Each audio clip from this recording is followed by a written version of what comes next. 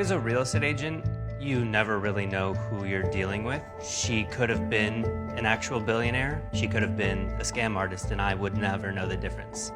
This project is kind of like a Robin Hood project. I pretended to be a billionaire so I can get into the most exclusive apartments in New York. We're not just selling a building. The reason why people are living here is because of the lifestyle that we're offering. 85 million, 10 million, 16 million. These people are the 1% of the 1%. I think it's really obscene that these buildings exist. Your maid will be getting ready with dinner while you're just having one of the finest champagnes in a soaking tub with your husband.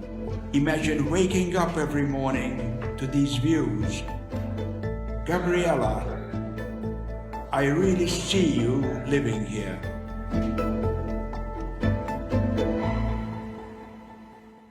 The cheapest property I've been to was 10 million, and the most expensive was 85 million. They manipulate the cities to the disadvantage of everyone else in the cities. My name is Andy Schmid, and in 2016 I spent 3 months in New York at an artist residency program. Basically, this whole idea started with the biggest cliche that I went up to the Empire State Building and I saw the views, and I basically realized that there are lots of buildings that are as tall or even taller than the Empire State Building. And I just basically was really curious about what the view from those buildings look like. That's when I started to work on my book and my project. I chose 25 buildings, high, ultra luxury towers. 93 stories above the city, this is what $81 million gets you. A full penthouse, 8,400 square feet, with floor-to-ceiling views of a metropolis. My goal was really to show those views that are considered to be the best views you can privately own in New York. First, I really just wanted to photograph the views for the book. As I was going deeper and deeper in this world, it became more and more obvious that it's like something totally bizarre and crazy. I was laying in bed, and really I was just thinking, how could I get in those buildings? I remember I told about the project to the curator who was working at the residency, and she told me no way they would ever let you in without a credit check. The only way for that is to pretend to be a billionaire who is searching for an apartment. From the moment on that I started to work on the project, this was pretty much the only thing I could think about. Write it down, check the address, go home, check if there's any real estate available, call the agency, and usually next day go and see it and take a picture of the view. And so really for 3 months I was living in between this Gabriella, which was my billionaire persona, and myself back and forth on the A-line from Brooklyn to Manhattan. My name is Daniel Rosenstein. I've worked in real estate for 4 years. I met Andy 2 years ago when she was infiltrating New York's most exclusive properties. I was doing Airbnb in my apartment in the Upper West Side. And first I remember that he asked me, what are you doing in New York? And when he said he's a real estate agent, I was actually a bit hesitant to tell him what I came here for.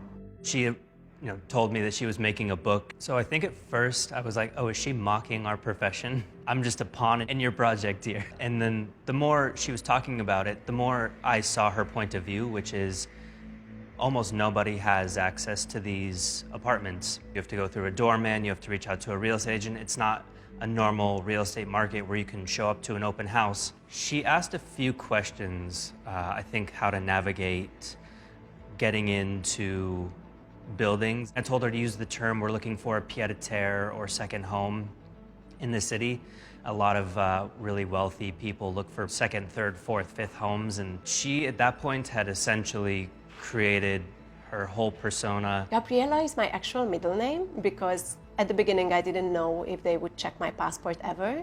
And actually at some of the properties they did check it. And I remember back then I got really obsessed by many of these small details, that I need to do my nails and I need to have proper shoes, proper bag.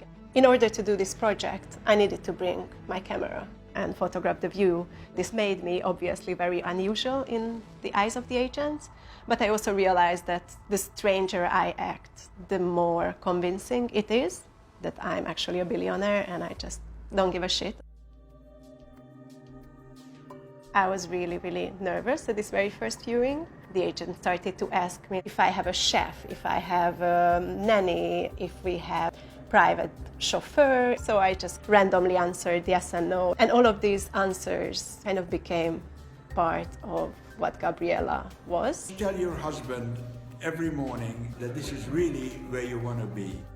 There are a few different types of agents. There are the ones who are kind of like very natural and just showing you, here is the kitchen, here is the bathroom, this is the price. And there is the complete other end of the spectrum. You will feel, Gabriella, it is like going on a journey from the sidewalks of 19th century old New York to the sidewalks of Florence. I actually might just prefer the 21st century. So imagine your daughter running around saying words in Hungarian. It was really hard to kind of like keep a straight face in those viewings. I mean, it was like really bizarre what they were telling me. Sit down, Gabriella. It really is a moment for you. Just tell your husband he loves you and he wants you to be happy.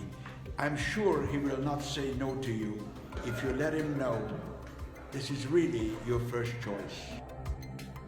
Because this ultra-luxury segment of the real estate is actually now not really going that well, the newer the development, the crazier the amenities they have, because there's really this like huge competition. One of the things that became an absolute standard for these buildings is the golf simulator room. Michelin-starred private restaurant in the building, theater, swimming pool, obviously. Equinox gym, they have children's playroom, a billiards room, a conference room, and everything in between. In one of the penthouses, it was that they would give you a yacht as a present when you buy the apartment.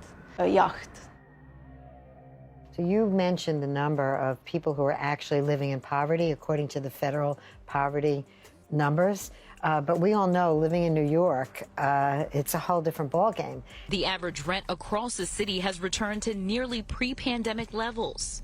We built fewer homes in the 2010s than in any decade going back to the 1960s. I think the way poverty is usually portrayed is from the bottom. So you talk about homelessness or you talk about people who cannot afford housing. I think when you see it from this like very top of the sphere, it somehow is also very telling. The buildings that you can see from every single corner of the city are these ultra-luxury real estate, which are not accessible for anyone, really. Apartments and buildings are standing 60 to 70% empty. Commercial and residential wonderland featuring some of the city's tallest buildings and most expensive restaurants and condos. If you are looking to call Steinway Tower home, studios start at $7.7 million. Listen, you know, not to be not sympathetic to the homeless, but if you live in 157, you're paying millions of dollars to live there. Do you want a homeless shelter in your building? I don't think so. We are not building enough housing for everybody who needs a place to live. Here's what it's like living in the smallest apartment in New York. Wherever your expectations are, lower them. So these buildings are kind of really soulless in a sense. They are super standardized. The trends that I see in these properties are a lot of the same finishes and materials used. Some of the floor plans are the exact same. I think it's a really challenging task to create something different when you're working with essentially the same floor plan, which is a tall square or a rectangle in the sky. Oh wow, who was the interior designer? Deborah Berg. There is no one better in design at the moment. So you have always just some very special type of marble in the apartment that the agents would always highlight. The marble is Siberian, which is now the best on the market. Then you would have the oak floor, which is always the best type of oak floor. And there's like really nothing that would make any of these buildings stand out, to be honest. But it's not really surprising when you realize that it's solely a form of investment, most of the cases. So it's really not about living and it's not about having a soul. And it shows. It's really obvious when you are there. One of the most striking things was how agents are trying to always go out of their way to tell me that no one else lives in these buildings, that I'm not going to have any neighbors.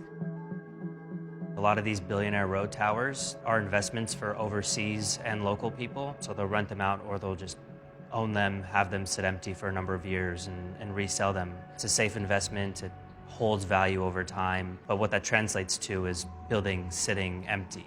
There's a trickle-down effect, so once the hyper-expensive properties become even more expensive, it raises the value of everything else beneath it. I get very often the comment that this project is kind of like a Robin Hood project, in the sense that I'm getting the views which other people or most people cannot see to the public, and it's like being so high up, it's cool, but then it didn't feel good to be there in a way.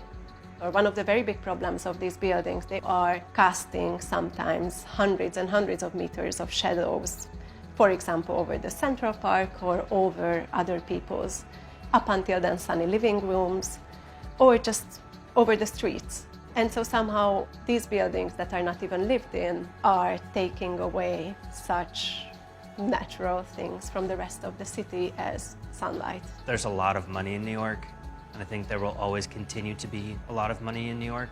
I do think it's going to be more segregated. What I learned from this project is really just how obscene differences are in society, I guess, and how this can translate into this like very literal physical form in the city, and how that is impacting everything around it.